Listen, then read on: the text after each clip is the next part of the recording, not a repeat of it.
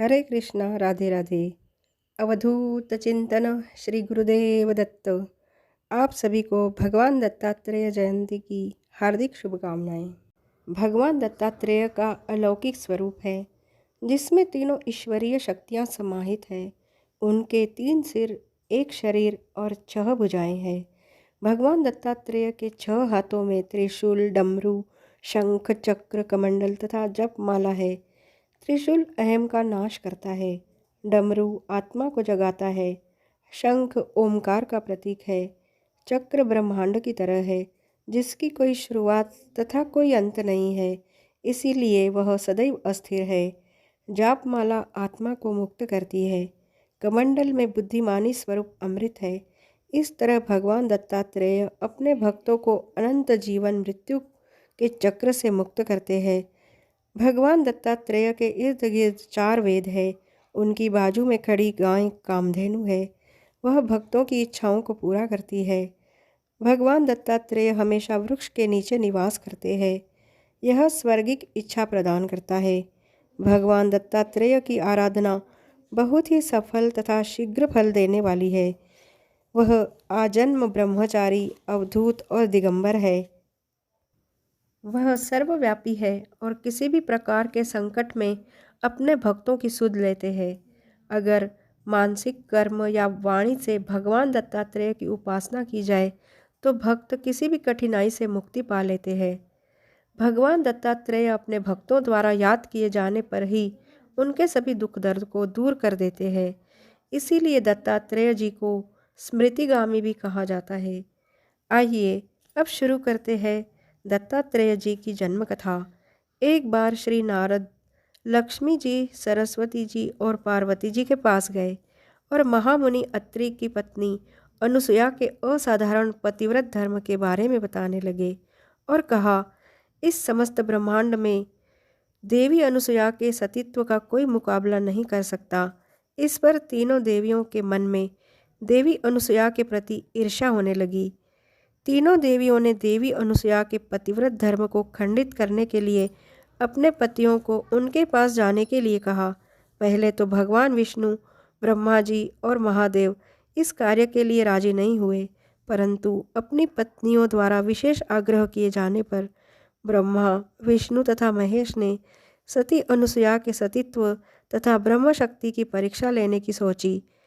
जब अत्रि मुनि आश्रम से बाहर गए थे तब भगवान विष्णु, ब्रह्मा जी तथा महेश साधुओं का भेष धारण करके अत्रि मुनि के आश्रम में पहुंच गए और भिक्षा मांगने लगे। अतिथि सत्कार की परंपरा के चलते हुए सती अनुसुया ने तीनों देवों का उचित आदर सत्कार किया और उन्हें खाने के लिए निमंत्रित किया। लेकिन साधुओं के भेष में त्रिदेवों ने एक स्वर में कहा कि साध्वी, हमारा एक नियम है, जब तुम निर्वस्त्र होकर हमें भोजन परोसोगी तभी हम भोजन करेंगे। पहले तो अनुसुया उन साधुओं की बात सुनकर चिंतित हो गई। फिर उन्होंने अपने तपोबल से उन साधुओं की असलियत को जान लिया। उन्होंने हाथ में जल लेकर अपने पति मुनि अत्रि का स्मरण किया और कहा, यदि मेरे पतिव्रत धर्म में सत्यता है तो यह तीनों साधु 6 मास के शिशु बन जाए। इतना कहकर अनुसुया ने हाथ में लिया हुआ जल उन तीनों पर छिड़क दिया और तीनों को शिशु रूप में बदल दिया। उन्हें शिशु रूप में देखकर अनुसुया के हृदय में मातृत्व का भाव उमड़ गया। फिर देवी अनुसुया ने तीनों शिशुओं को दूध भात खिलाया और गोद में लेकर सुला दिया। अनुसुया ने तीनों को झूले में सुलाकर कहा कि तीनों लोकों पर शासन करने वाले त्रिदेव आज मेरे शिशु बन गए हैं। आज मेरे भाग्य को क्या कहा जाए। और यह मधुर कंठ से लोरी सुनाने लगी। कुछ समय बीत जाने पर भी जब ब्रह्मा, विष्णु, महेश वापस नहीं लौटे तो तीनों देवियों को उनकी चिंता होने लगी। उसी समय कहीं से एक सफ़ेद बैल अत्रि मुनि के आश्रम पर पहुंच गया। एक विशाल गरुड़ पंख फड़फड़ाते हुए आश्रम पर उड़ने लगा। एक राजहंस कमल को चोंच में लेकर वहां आ गया। यह नज़ारा देखकर नारद जी, लक्ष्मी जी, पार्वती जी और सरस्वती जी भी वहां आ पहुँचे। नारद जी ने विनयपूर्वक देवी अनुसुया से कहा, माते, अपनी पतियों से संबंधित प्राणियों को आपके द्वार पर देखकर यह देवियां यहाँ पधारी है। यह अपने पतियों को ढूंढ रही है। आप कृपा करके इनके पति इन्हें सौंप दीजिए। देवी अनुसुया ने तीनों देवियों को प्रणाम करके कहा, माताओं, झूलों में सोने वाले शिशु अगर आपके पति है तो आप इन्हें ले जा सकती है। लेकिन जब तीनों देवियों ने शिशुओं को देखा तो वे एक समान लग रहे थे और गहरी निद्रा में सोए हुए थे। इस पर वे तीनों भ्रमित होने लगी। नारद जी ने उनकी स्थिति जानकर उनसे पूछा, क्या आप अपने पति को पहचान नहीं सकती?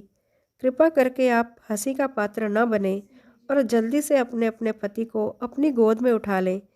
नारद जी की बात सुनकर तीनों देवियों ने शीघ्रता से एक एक शिशु को उठा लिया। वे शिशु एक साथ त्रिमूर्तियों के रूप में खड़े हो गए। तब देवियों को मालूम हुआ, सरस्वती जी ने शिव को, लक्ष्मी जी ने ब्रह्मा जी को और पार्वती जी ने विष्णु को उठा लिया है। तीनों देवियां शर्मिंदा होकर दूर जाकर खड़ी हो गई। तीनों देवियों ने माता अनुसुया से क्षमा याचना की और यह सच भी बताया कि उन्होंने ही परीक्षा लेने के लिए अपने पतियों को बाध्य किया था। फिर उन्होंने देवी अनुसुया से प्रार्थना की कि उनके पतियों को उनके स्वरूप में ले आए। माता अनुसुया ने तीनों देवों को उनका रूप प्रदान कर दिया। उसी समय अत्रि मुनि घर लौट आए। त्रिदेवों को अपने घर पाकर वे हाथ जोड़ने लगे। तभी ब्रह्मा, विष्णु और महेश ने प्रसन्न होकर अत्रि मुनि तथा देवी अनुसुया को वरदान मांगने को कहा। त्रिदेवों की बात सुनकर देवी अनुसुया बोली, प्रभु, आप तीनों मेरी कोख से जन्म ले, मुझे यही वरदान चाहिए। माता अनुसुया की बात सुनकर ब्रह्मा जी, विष्णु जी और भगवान शिव शंकर ने दत्तात्रेय का रूप धारण कर लिया, जिसके 3 सिर, 6 भुजाएं और 1 शरीर था। इस तरह भगवान दत्तात्रेय ने धरती पर जन्म लिया। एक बार राजा यदु ने भगवान दत्तात्रेय से उनके गुरु के बारे में पूछा। तब भगवान दत्तात्रेय ने कहा, आत्मा ही मेरा गुरु है तथा मैंने 24 व्यक्तियों पृथ्वी, जल, वायु, अग्नि, आकाश, सूर्य, चंद्रमा, समुद्र, अजगर, कपोत, पतंगा, मछली, हिरण, हाथी, मधुमक्खी, शहद निकालने वाला कुरुक पक्षी, कुमारी कन्या, सरब, बालक, पिंगला वैश्या, बाण बनाने वाला, मकड़ी तथा भृंगी कीट से शिक्षा ग्रहण की है। इस प्रकार भगवान दत्तात्रेय ने अपने 24 गुरुओं के बारे में राजा यदु को बताया। यह थी भगवान दत्तात्रेय जी की कथा। यह कथा आपको कैसी लगी कमेंट में ज़रूर बताना और मेरे चैनल को लाइक, शेयर और सब्सक्राइब ज़रूर करना। हरे कृष्णा, राधे राधे।